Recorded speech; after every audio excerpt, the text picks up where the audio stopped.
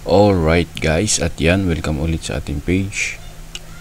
Magluluto naman tayo ngayon ng tinatawag ng mga Ilocano na kuditdit. Uri ito ng kabuti na tumutubo sa mga patay na kahoy, lalo na sa mga mangga at sampalok. Tutubo lamang ito pag tag-ulan. Haluan nga pala natin ito ng kalabasa at patola mga idol. Tara, let's go.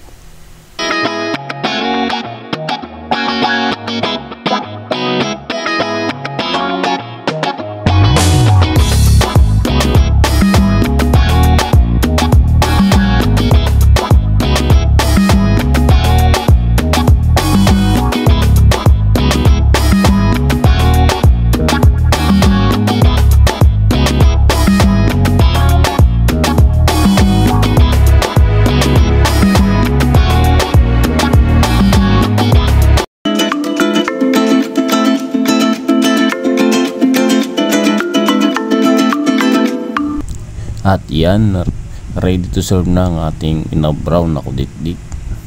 Thanks for watching.